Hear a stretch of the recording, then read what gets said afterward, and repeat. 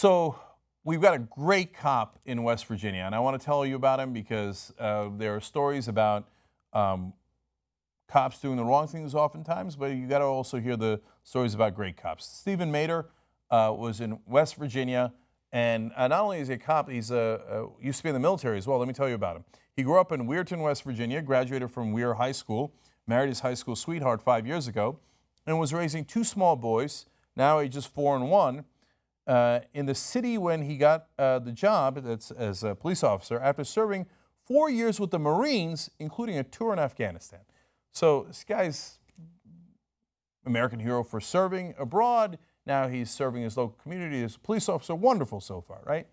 Well, he gets a call to respond to a person who might be suicidal. So, and this guy's name is Ronald D. R.J. Williams, Jr. So his sister actually called it in and said, look, he's not looking to hurt anybody else, but I'm worried that he's going to hurt himself. Can you come out and help? So Officer Mater shows up to help. Well, at that point, Williams has a gun. So now you know how these stories end oftentimes in the news. You know, and if they end positively, it doesn't make the news. I get that too. I understand that. But in this case, here's what happened. Mater says, I saw then that he had a gun, but it was not pointed at me, Mr. Mater recalled, noting the silver handgun was in the man's right hand, hanging at his side and pointed at the ground. Now, already that's incredible restraint given the climate of how police are trained in this country, because oftentimes there'll be shootings when there's no gun at all, when there's a knife or no weapon, or it's a 12-year-old, or it's a toy gun. But he sees the gun and does not shoot him. He says, I told him, put down the gun, and he's like, quote, just shoot me. And I told him, I'm not going to shoot you, brother. Stephen Mater, American hero. There are good cops. There are good cops. There's a lot of good cops out there. And, you know, I've talked to a lot of cops on this show who say, for example, some that have military training, like Michael A. Wood Jr. He says the military training actually helps you. And Mater also talked about that. He said when he was in the Marines, you're going to do a tour in Afghanistan. You can't assume that everybody's a bad guy, because then you go shoot up civilians, you're going to have more trouble, they're going to hate you, and you're going to be in more danger.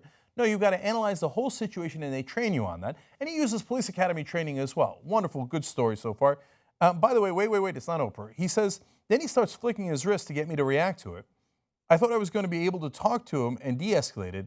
I knew that it was a suicide by cop situation. Okay, the guy's got it perfectly analyzed. All right, wonderful. If the story ended there, it would have been great. But it doesn't end there.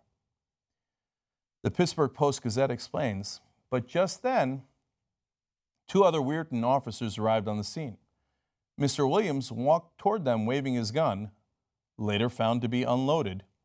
Between them and Mr. Mater, and one of them shot Mr. Williams in the back of the head, just behind his right ear, killing him. Now, Mater had it under control. New guys show up. Okay. Mater doesn't blame them at all. He says, look, man, they showed up and the guy's got a gun. I understand what they did. It's perfectly understandable. They didn't have the context that I had. I had a little extra training too, but that's not the main part of it. He's like, they just didn't know the information that I knew.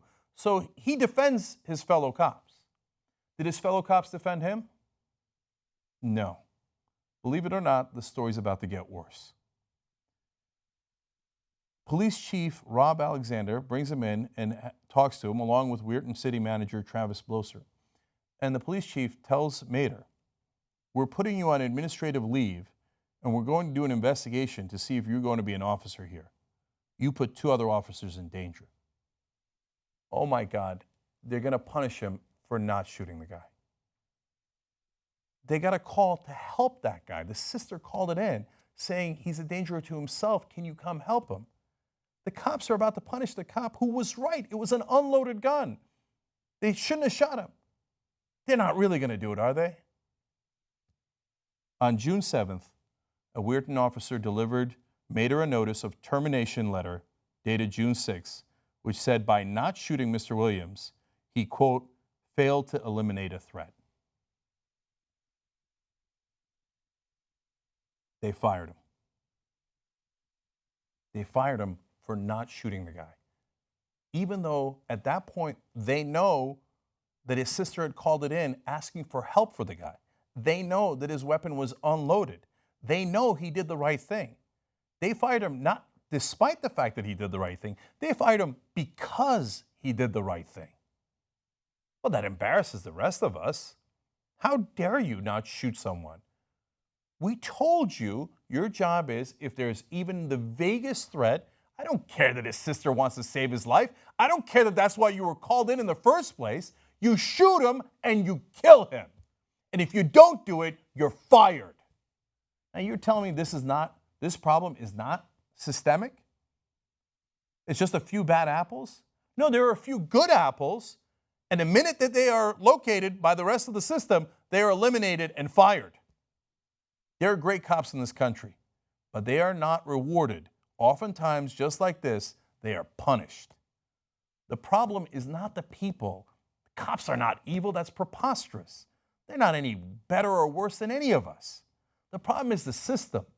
We are training them to kill people at the vaguest threat no matter what. And if they do kill them, we make sure that there are no consequences. But if they don't kill them, sometimes there are consequences for those good cops, and they lose their jobs over it. You're still telling me that there's no problem at all with how we train cops in this country? That's the craziest thing I ever heard. Stephen Mater is an American hero, and he should be treated as such. Young Turks. You power the Young Turks. We do this all through membership. tytnetwork.com/join. Let's build the media that we can believe in.